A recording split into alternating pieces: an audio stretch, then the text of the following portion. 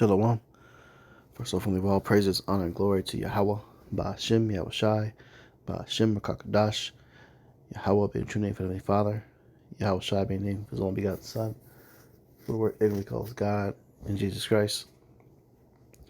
On your double honors to our apostles and elders, great millstone, Taj is truth that will well, and salutations to your whole black, which is truth, and all honesty and sincerity. This is Brother Yawasop, who now listens to the spirit power, Yahweh Yahushai. This lesson coming to you through the spirit. I was watching Elder Apostles Tahar's video earlier today, and he did a response to the Israelite group. They call themselves the Wi-Fi Boys, and while they were out teaching, they had these two black women that were basically walking about the street naked, come up scoffing and scorning, and they actually jumped on them dudes, and hit them and was fighting on them.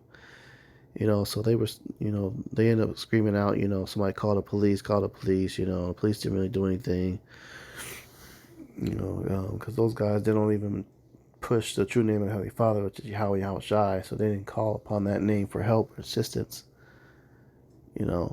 They just said Yah, or Hallelujah, instead of calling upon the Lord's true name. So he didn't defend them. And us brothers of GMS have been in many situations where things start to get a little too crazy with people of the public. And the Lord has always defended us. Me personally, I've seen, to where you have an unruly person on the streets at the highways and hedges that's acting crazy. One dude stole our camp sign and shit and ran off down the street with it. And when we contacted the authorities, it came out in our favor. They arrested the motherfucker and they made him return our property. And that's more than one situation where the Lord has been our defense. Why? Because we pushed that true name of the Heavenly Father. But another part of that video that Apostle Tahar did a response to was he showed a clip where dude was asking, are any of my brothers and sisters, Israelite brothers and sisters, are you out there? Are you going to help me? Speaking to the crowd that was watching everything go down. And none of them did help them at all. Why? Because they're not really your brothers and sisters. And you Israelites that are out there teaching in hopes that you experience love by having a mass following, you're going to see that those are not your real brothers and sisters, and you're teaching in the wrong spirit. You guys teach to be accepted by the public. So you don't push the true name of the Lord. You teach doctrines that, include feminism in there and women's liberty. You don't teach order. You teach that you can still smoke weed and hang on to the old man of the worldly items and bring it right into being in the truth, because you don't want to accept that you have to have accountability for how you live your life and that you need to change. Some jakes just aren't sincere, man. So this is a precept that comes to mind when speaking on these things. It's Jeremiah 2:33. It says, why trimmest thou the way to seek love? Therefore hast thou also taught the wicked ones thy ways. Okay. So why, change the way you're supposed to live and the things that you're supposed to teach and preach about and switch it up just to seek the approval from other people? You're basically you're enabling our people and wicked people to continue acting the way that they do and being in sin the way they do. Because you hold back on teaching certain things in hopes that, it appeases the people around you. No, fuck that, man. You stay true to the scriptures and you stay true to yourself no matter what.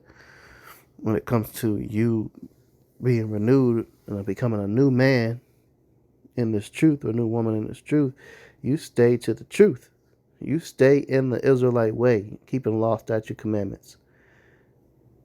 You don't switch it up because you want to get a thumbs up or a like or approval from a bunch of people, or you're looking to get following crowds of 100,000, so you're going to hold back on teaching on certain things, and you're going to speak on things in a certain manner and change it up to fit the crowd instead of fitting what the Lord wants to be spoken. Hey, the truth hurts, the scriptures say. Okay? In general, they say the truth hurts. It's supposed to hurt. Scriptures are sharper than a two-edged sword. The word is. So it cuts people through the spirit. And we're out there to bring you the raw, clear, uncut truth. The pure truth. We're not looking to change anything up just to seek the approval from nobody. We're not here to enable you people to continue in your wickedness. We're going to tell you, if you don't stop what you're doing, you're going to die. And you need to hear that warning. And you need to hear it in the raw, clear, uncut way. That's just what it is, man. And when you don't want to stick to that, then you lose your divine intervention of protection, because you're enabling people to continue in their sin, and you're putting blood on your hands. Okay? This is Revelation 22:11. It says, "He that is unjust, let him be unjust still.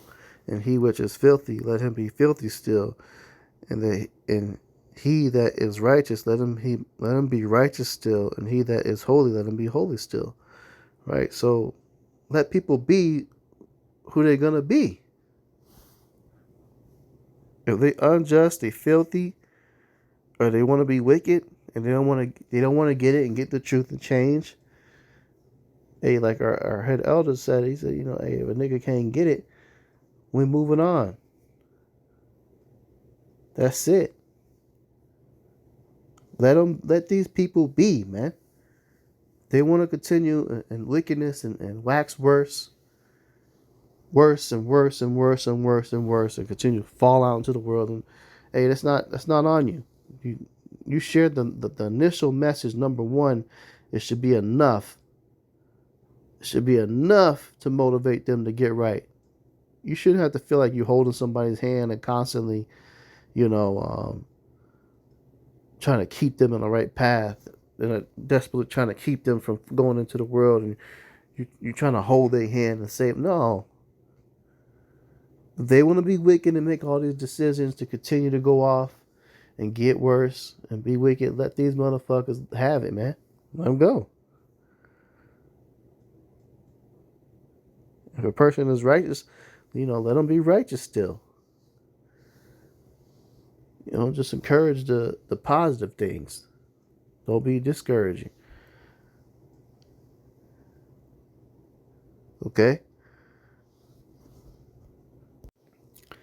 This is 1 John 2:15. It says, "Love not the world, neither the things that are in the world. If any man love the world, the love of the Father is not in him." So you're not supposed to be loving, everybody in these streets. People have taken love their neighbor the wrong way. You're not supposed to be loving this place and these regular people in society. Being all happy and excited to, go home and or talk to other people around you in your neighborhood. Like everybody's just your family. People like to adopt somebody as a family member. I won't go from my close best friend to that best friend is now my brother, and they're part of the quote unquote family, man. If they're not in this truth of knowing Yahweh Shem Shai as an Israelite, they're not considered your family at all, according to scriptures. They're just your enemies. And their behavior is going to continue to come out to show you that they're your enemy. This is James 4:4. It says, "Ye adulterers and adulteresses, says, know ye not that the friendship of the world is enmity with Yahweh? Whosoever therefore will be a friend of the world is the enemy of Yahweh. So if you're looking to have a bunch of friends and a bunch of validation and acceptance, approval from a mass crowd of strangers, hey, you're showcasing a trait or attribute that is considered enmity with Yahweh. Enmity says the state or feeling being actively opposed or hostile to someone or something. So those actions is considered hostile and against the Lord, because he hates people of the world. He hates sinners. So why seek to be accepted by them? And why, jump on the bandwagon that you're not a real prophet or a real Israelite if you don't have a giant mass following? Oh, you don't got 100,000 people watching your shows every day. You don't have any validation. That's the ways of the world, man. And don't let the wicked talk you out of it and say that you're less than a man of the Lord for not meeting their worldly standards. Because a woman is notorious for that.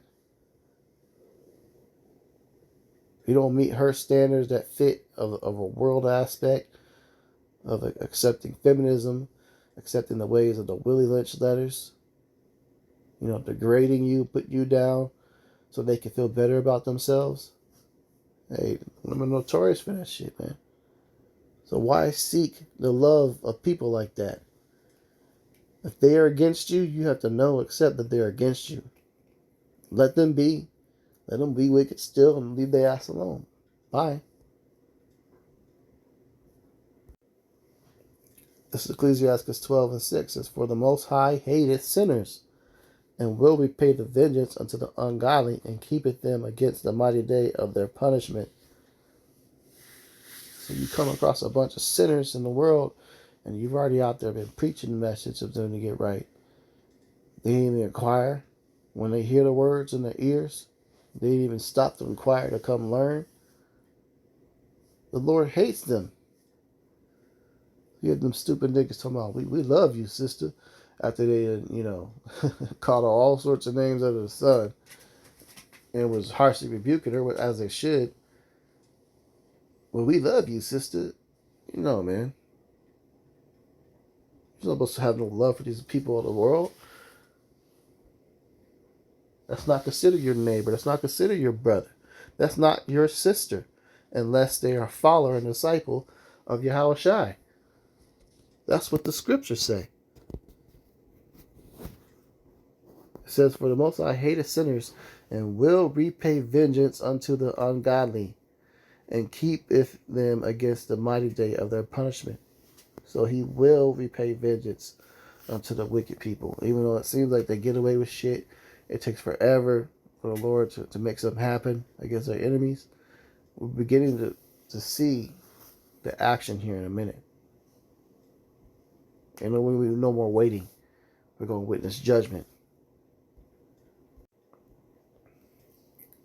This is Matthew 12:46. It says, while he yet talked to the people, behold, his mother and his brethren stood without, desiring to speak with him. Then one said unto him, behold, thy mother and thy brethren stand without, desiring to speak with thee. So this right here is going to be an example of how cold he may look towards people of the world. And this is how we got to be. So there's no surprises. So they're sitting there coming and waiting to talk to him, and look what he does. It says, but he answered and said unto them that told him, who is my mother and who are my brethren? And he stretched forth his hand towards his disciples and said, behold, my brethren, my mother and my brethren. So he said, look, these are the people that's my family members, not the ones knocking on the door right now of the world. Of course, they want to come around looking for a handout when you're doing good for yourself. As they say, more money, more problems. Start doing good for yourself. All of a sudden, people that talk so much shit about you pop up looking for some type of help or to be put on. And the Lord ain't dealing with that spirit.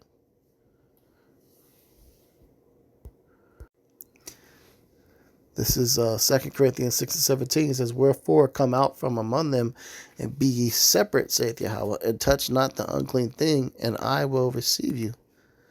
So you're supposed to be separate from people of society. And not for it, and, permanently establishing yourself, amongst people that are not of the Lord. You're not being separate. Okay? You gotta separate yourself from people of the world. Bring this precept out. 1 John 2:15 again. It says, love not the world, neither things that are in the world. If any man love the world, the love of the Father is not in him. There you have it. So you should be looking around the crowd. Is anybody, brothers and sisters, why don't you help me? Why are you right there? No, man. These people are considered your enemy.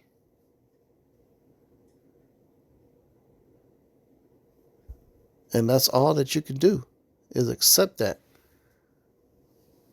Okay? So it's a quick hit lesson, man. Lord's will is at a final, but I'm going to go ahead and close out and give all praises, honor, and glory to Yahweh, by Shemi Abshai, by Shemi Kakadash, the bonus our apostles and elders, great millstone, touch the truth and will. Citation to the whole life, which is truth, and sincerity. Shalom.